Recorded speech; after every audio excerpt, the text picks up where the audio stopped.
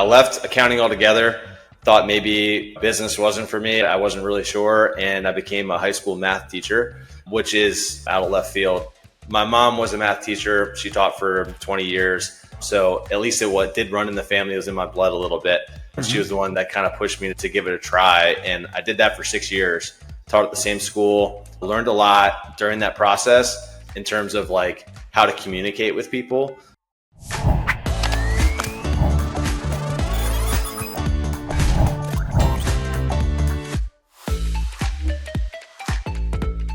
Hello and welcome to the Gross Profit Podcast. My name is James Kennedy. I'm the CEO, co-founder at procurementexpress.com. We take the hassle out of managing your company spend without buying an ERP. That's new. But we're not here to talk about that today. I've got Scott Clements from Park Financial, and we're going to take a walk through Scott's experience, how he's managed to build up his firm using online tools and joint ventures to expand his reach and get clients all over the US. But before we get into that, Scott, maybe you could just intro yourself and tell us something about you that not many people know. Yeah. Thanks, James, for having me. So I'm local here to Maryland in the United States on the East Coast. One thing about me, I would say that most people wouldn't know. It's not something you would necessarily know just from looking at me, but I've got a running streak where I've run at a minimum of a mile. I know a mile is a U.S. distance. I think it's 1.6 kilometers, but at least 1 mile every day without missing. The 7-year anniversary is coming up in December. So it's pretty exciting. It's something I started with my dad a long time ago and don't want to give it up anytime soon. Very good. And have you ever found yourself at 3 minutes to midnight, or how long does it take to do a mile? I guess that's what it means. Yeah, like eight to 9 minutes for me. I'm like very average, not fast, I'm not super slow, just right in the middle. But the closest cutoff I had was I was very tired one day after a long day of work. This was a few years ago, and I fell asleep after work, and I woke up at about 10:30. And I was like, oh my gosh, I have not run yet. So I had to get myself ready to go and go run. That was probably the closest. I've had other times where I've been sick and I just powered through it. But in terms of time crunch, I usually it's 9 a.m. right here, my time. I've already run today. I usually get it out pretty early in the morning, so I don't have to worry about it. Yeah, very good. I like that. I'm doing Duolingo at the moment, which is just language learning, and they gamify it the same way, like a streak. Yep. And it's annoying because they're gaming me. They're like, "Oh, you don't forget your streak. Don't. Yep. Oh, you're almost there." I'm at 101 days today, so I love it and I hate it at the same time. I know they're making me better as a person, but I don't like being gamed like that. But that's pretty. 7 years is pretty impressive. Cool. So let's have a chat about how you managed to build your fractional CFO business, but I guess we better establish a bit of credibility here. So tell us a bit about your background, where you got started, where you went to college, how did you get your start in finance? Yeah. So starting where I went to school, I went to a small university in Pennsylvania. It was called Messiah College. Now it's called Messiah University. And when I went there, I was undecided. I knew I wanted to do something business related, but I didn't really know. I didn't feel like a general business degree was the right fit. So I was undeclared and I just started taking business courses. And in the process of one of my first accounting courses, the accounting professor wrote on my paper after my first test, said, "See me after class." I was nervous. I was like, oh no, I'm in trouble. And he pulled me aside and said, because I got an A on the test, and he said, "Hey, you're pretty good at this. Have you thought about being an accounting major?" And I thought about it, talked about it with my family, and decided like anything I can do with an accounting degree, I could do with a business degree. So I was like, might as well give it a shot. And that's how I got into accounting originally. From graduation, I interned at Ernst & Young, worked there for a year after school in the auditing side of things. Found that it wasn't for me. It wasn't really a great fit in terms of what I was looking for long term. I did learn a lot, but the overall fit for like where I wanted to go 10, 15, 20 years in the future was not my ideal path. And from there, Let me stop you for a second, because I feel like the Gross Profit Podcast is a refugee camp for auditors who went and followed the exact same path. But it wasn't for you, but 2 questions. Who is it really for? Who really thrives in that role? And what did you learn from your time there? Yeah, I'm not sure. I think that a lot of different people could fit in terms of who fits that role. I know for myself, the reason why I didn't fit was just in the sense of how I think about things. Like, it's very regulated industry, as it should be, with how you got to do things the right way. A lot of these companies that we were auditing at a Big Four are publicly traded, so you have to do everything a certain way.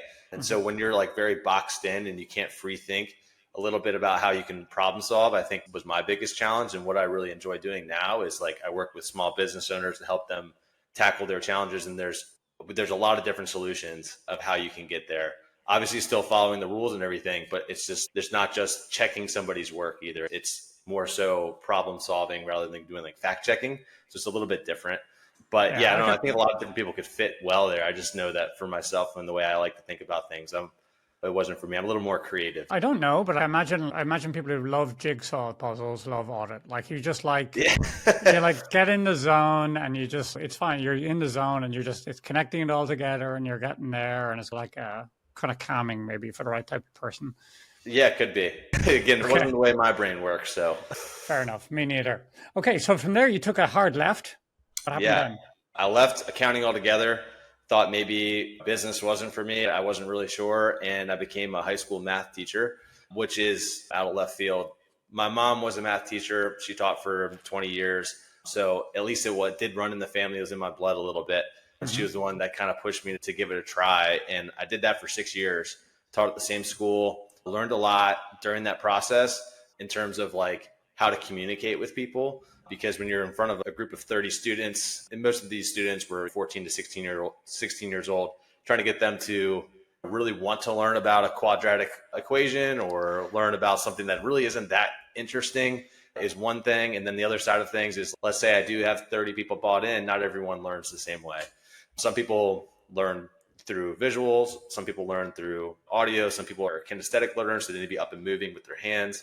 So there's a lot of different ways that you can teach something. And I think that's been a super valuable tool that I didn't realize when I was doing it with what I do now. I don't want to draw any obvious comparison between precocious teenagers with chips on their shoulders and business owners, but you can make, I'm sure it has been useful there in trying Yeah. to get something across. I just talked to someone last night who was frustrated with his clients. He was like, I'm just telling them what their business is doing and they're getting mad at me like it's my fault, but they're the ones who are like blowing the budget or whatever. And so I've come to learn that actual fractional CFOs are much more about communication than it is about technique. And it's much Mm-hmm. more about like how you present that information. Okay, Yeah. so cool. So all right. So yeah, I personally would not be a school teacher. It absolutely terrifies me. I take my hat off to my kids' teachers. I'm like, I don't know how they do it. I can barely look after my own kids for half an hour, never mind 8 hours a day of 20 other people's kids. But why did you leave that? And then what brought you came back to finance then? So what Yeah. was your first step back? So I got my CPA when I was at EY, and I kept it inactive. And all I needed to do to make it active again was just do some continuing Yeah. education. But I always wanted to keep that as an option because I knew, like, long term, like maybe I didn't want to do teaching long term. I really enjoyed it while I did it, but after 6 years, I felt like I was kicking the can down the road a little bit. Like I could have done it for another 30, but I didn't really feel like I was being challenged anymore. While I was very Mhm. challenged in the first few years because I was learning a lot, I felt like I wasn't being challenged. It was a kind of an opportunity that just arose through a network. I was playing golf with a buddy, and he said, "Hey, I have this friend that started this accounting firm. Would you be interested in talking to them?" And so that's what I decided to do. I had a conversation. One thing led to another, and then I felt called to go back to accounting and give it a shot.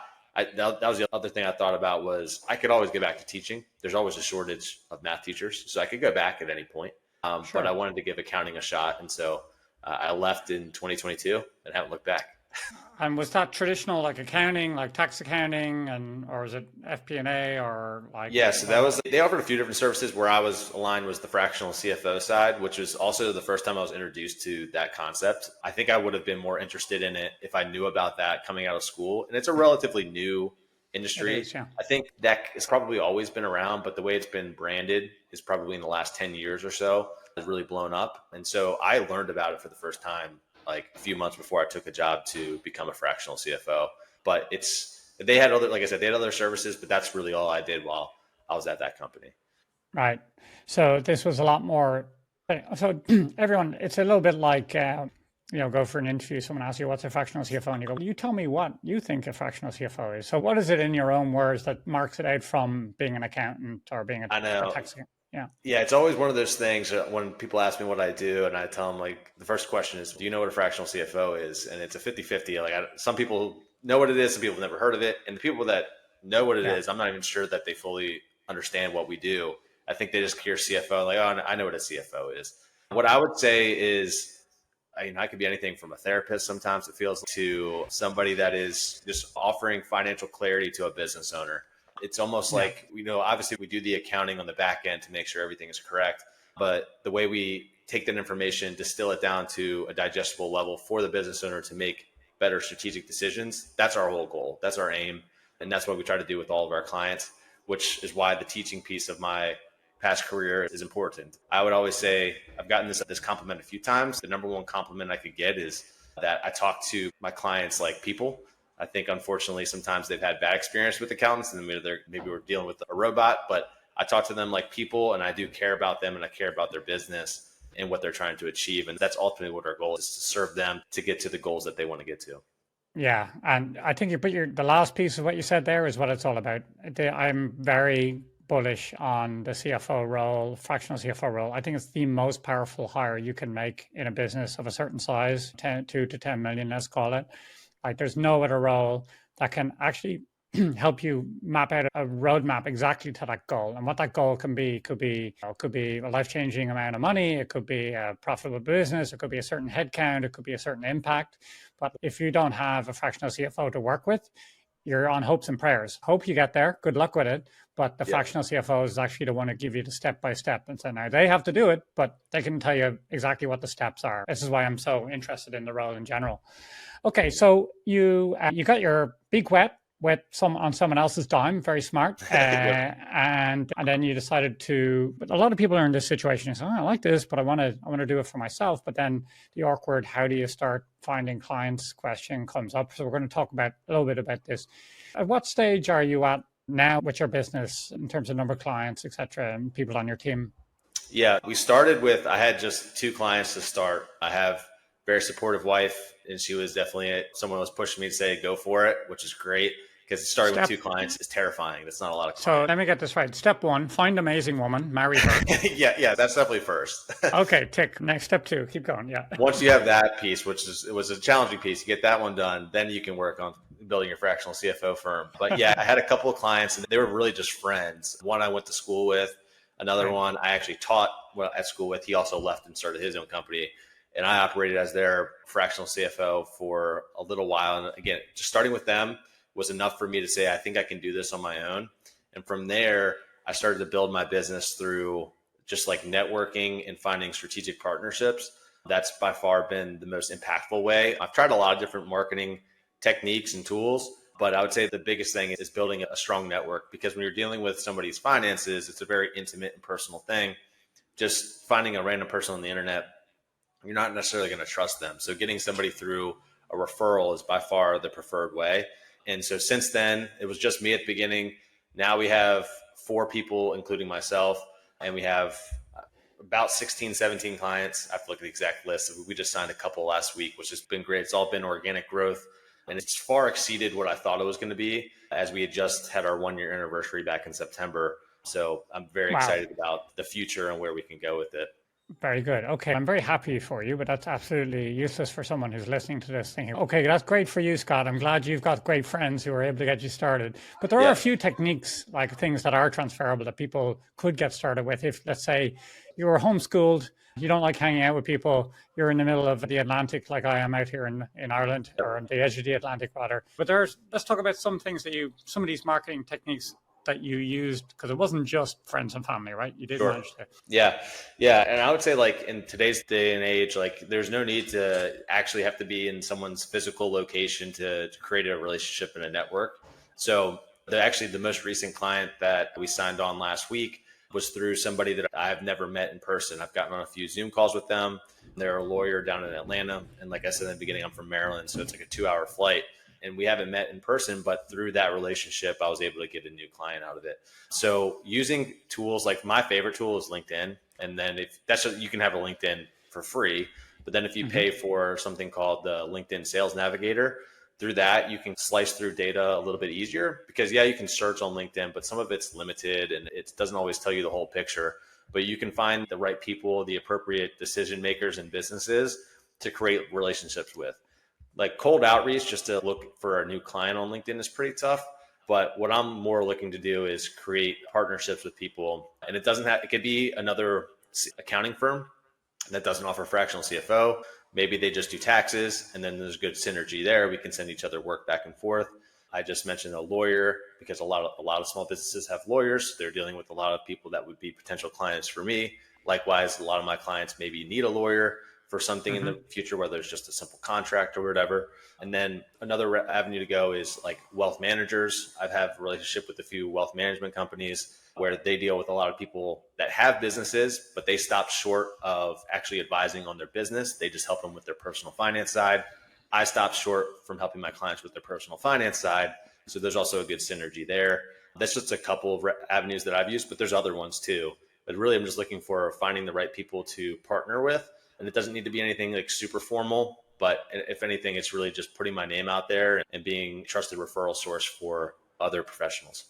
Yeah, and reaching out with this is obviously what I'm doing and what we're doing on a podcast. We met on LinkedIn, and it's a great way if you're reaching this. How I built the whole podcast is outreach, but the key thing is to reach out with value. I feel like if you reach out, say, "Hey, can you give me some business?" We all get those messages all day long, but then you got to think about what could I just do for this person? Forget I want business from them. Just say, what could I do for this person? How could I help them? Okay, I know you've developed a speciality to a certain extent with marketing agencies. So if you've got clients like that, you can say, listen, I like your marketing agency. I just want to know I work with other marketing agencies. And if there's some value, if I can ever help you on the finance side of it, let me know. Or maybe give them something straight up front. Hey, I've worked with a lot of marketing agencies. Here's a template. Here's something, or here's a bit of advice, or did you know, whatever. And literally have that mindset. It's almost, when it comes to outreach, I'm still learning this, obviously, which is if you have the mindset that you're looking for something, it never works. But if you have the mindset of how could I help that person, that's what changes it. And you don't even have to ask for anything. You just have to be a good guy, and eventually what goes around comes around type of thing. But that's a counterintuitive thing. And if you do that, you're straight away marked out from 99% of people who are reaching out on LinkedIn and other strategies, because we've all had those emails. I was going to say, you probably know as well as I do, I get emails or messages on LinkedIn every day trying to sell me something. And most of the time I don't even read half the email. And that's not really the goal. I think the other thing is the key is patience. And sometimes I can be guilty of not having enough patience, but a lot of times it's like you're developing a long-term relationship. And that's really what I'm looking for with my clients. I'm not looking for someone to come in for 3 months. I want to be with them for years until the point where they outgrow us and they need an actual CFO. And so just knowing that it's a long-term game, you're not just trying to come in and get somebody in the first 2 weeks. It doesn't work like that.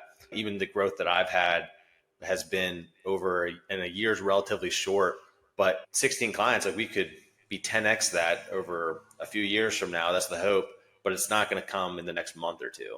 It's just going to be a slow growth through, like I said, building actual relationships too, not just trying to reach people on LinkedIn through a random message.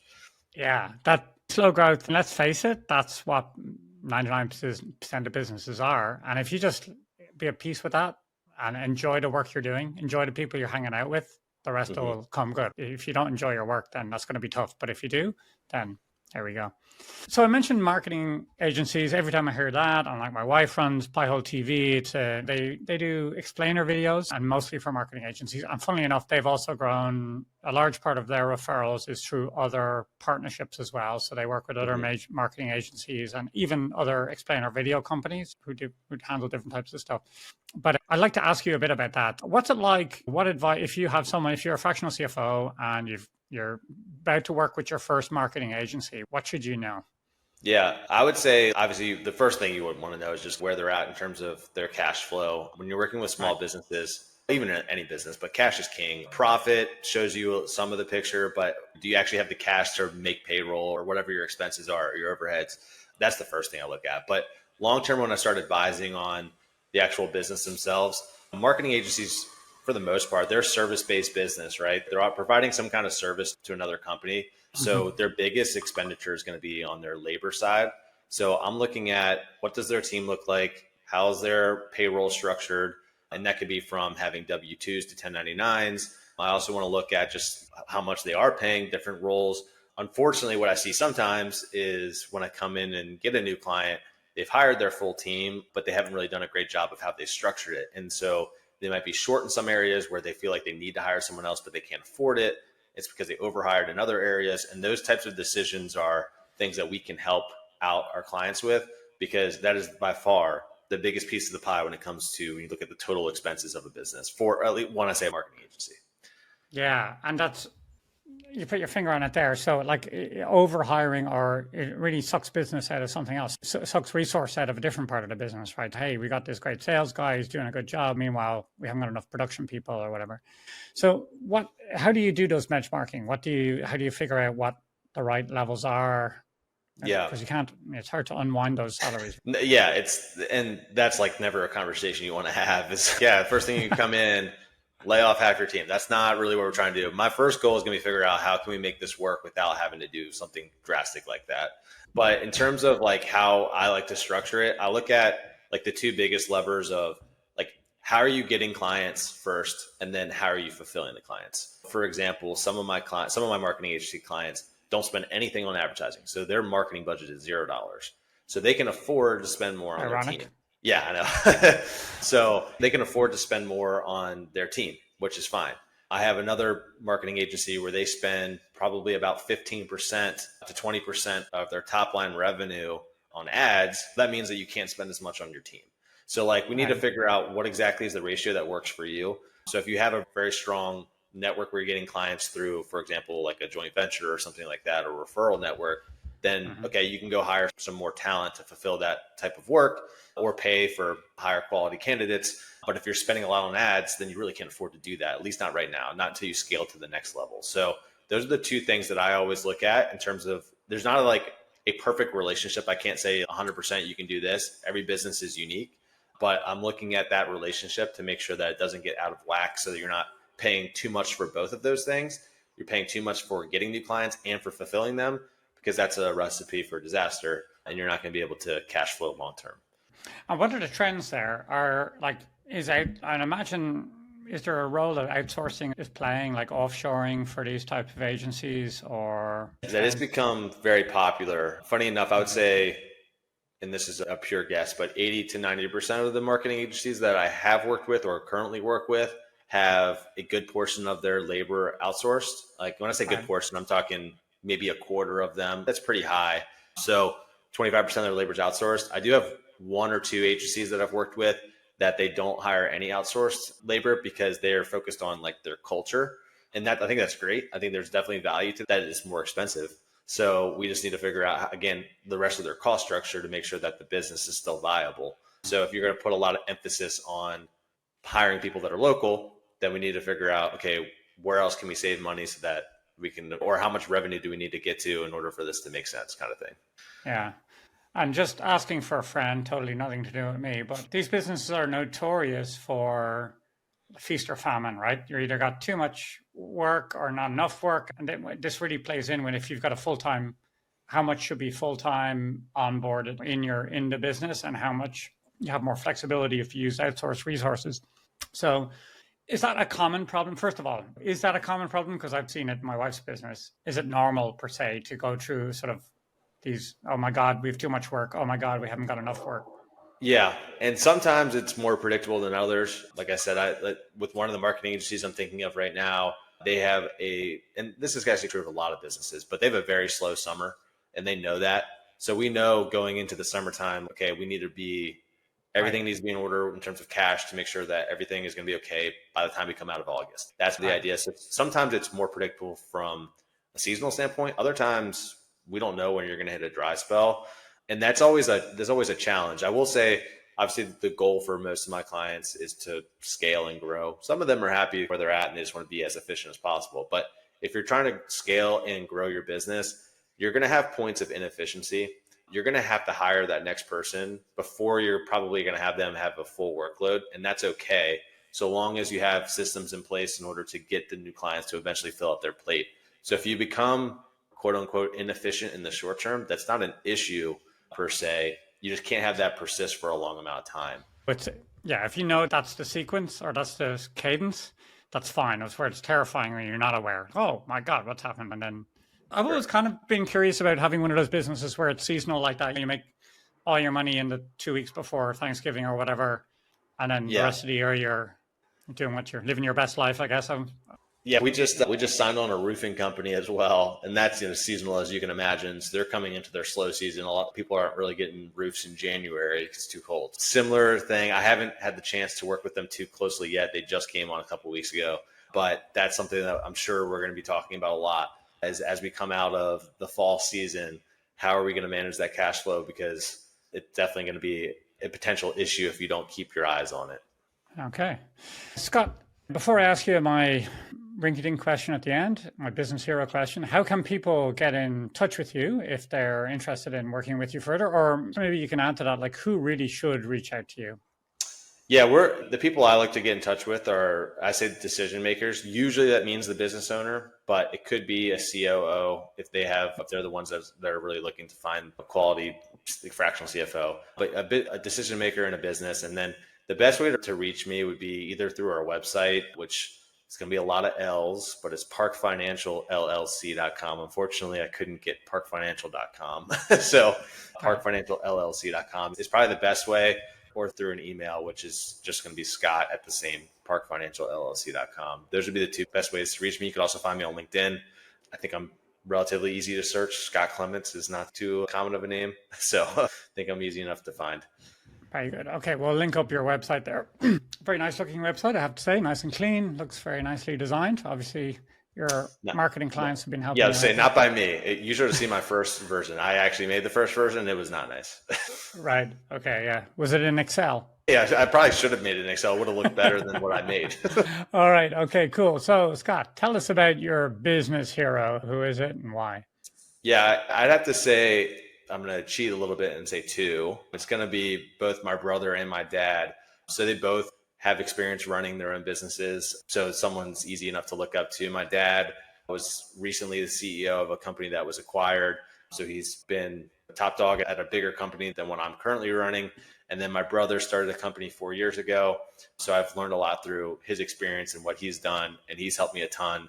And so while I'm still quite small, I would call them my board. They don't have an official title, but they're my board. And we have a family call, the three of us, every Tuesday. It ends up half the time we end up talking about what's going on the previous week in our businesses. And it's great to not feel like I'm in this alone and I can bounce ideas off somebody. And I'm always willing to learn from people that have done it themselves. So I think that they're two easy choices for me.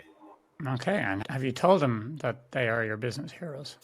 No, I think I was waiting for this podcast to come out, and then they'll learn during the podcast. That'll be their reward for getting all the way to the end. So yeah, that's right. And dear listeners, your reward for getting all the way to the end is the ability to join. It's a new thing actually that we're doing. We did our first one last night. It was a big success, and it's a fractional CFO mastermind. So if you don't know what a mastermind is, I've been doing it for 10 plus years. Very helpful for me. Sometimes your job role is not super common wherever you are. For me, it was like SaaS founders, not super common out here in Dublin. So I used to meet people online who had a similar stage of business to me and and we're doing the same thing now for fractional CFOs. And it's really good. So how it works is you come along, we give you a little prep sheet. You have a business challenge you want to work on, fill out the sheet, you bring it along, you get 10 minutes to introduce yourself and the problem you're working on. And then you get feedback from people who are maybe at the same stage or maybe a few steps ahead of you. It could be like how to get more clients, how to deal with difficult clients, how to scale your business, what tools you want to use, how you're doing cash flows, whatever you want. And it's a good way to network and also get advice that's relevant to your level of experience and your level of your business. So if you want to sign up for that, you can go to procurementexpress.com/mastermind. We'll have a form there where you can fill out, and I'll put you in with a group of peers. Scott, this was a lot of fun. Thank you very much for coming along today. Thanks, James, for having me.